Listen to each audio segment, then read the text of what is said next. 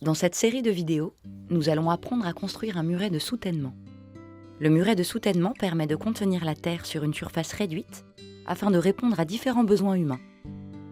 Nous aborderons ici les différentes règles et étapes à connaître pour construire ce genre d'ouvrage.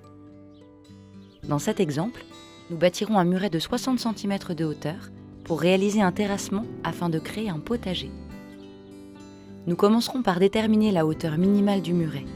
Nous délimiterons, puis creuserons et poserons les fondations.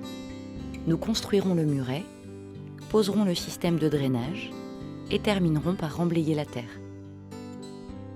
Afin de déterminer la hauteur minimale du muret, il nous faut calculer la hauteur séparant le point haut du terrain de son point bas, qui se situe au pied du futur mur. Placez un piquet sur le point haut du terrain et un second à l'endroit où vous souhaitez construire votre muret. Tendez une corde entre le pied du piquet haut et le second piquet. Placez un niveau sur la corde pour obtenir une ligne horizontale. Mesurez maintenant la distance qui sépare le sol de la corde. En divisant cette valeur par 2, on obtient la taille minimum du muret.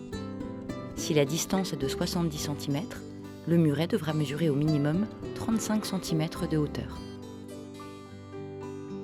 Maintenant que vous connaissez la hauteur à laquelle vous bâtirez le muret, il est temps de s'intéresser aux fondations. Le muret de soutènement a pour but de retenir la terre. Une poussée latérale permanente s'exerce sur lui. Afin que l'ouvrage soit pérenne, il est indispensable d'avoir de solides fondations. Si vous optez pour la construction d'un mur en aggloméré béton, ajoutez des chaînages verticaux qui renforceront le mur. Ils ne sont pas nécessaires pour les constructions en pierre sèche ou en briques. Pour apprendre à réaliser des fondations, regardez la vidéo « Muret de soutènement, les fondations ». Intéressons-nous à présent à la construction du muret.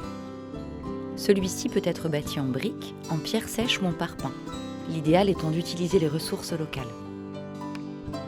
Regardez le tutoriel « Bâtir un mur en pierre meulière » pour continuer votre ouvrage avec ce matériau, ou bien visionnez la vidéo « Construire un muret en aggloméré béton ».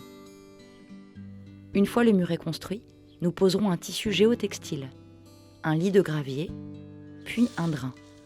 Ce système de drainage protégera l'ouvrage de l'humidité stagnante.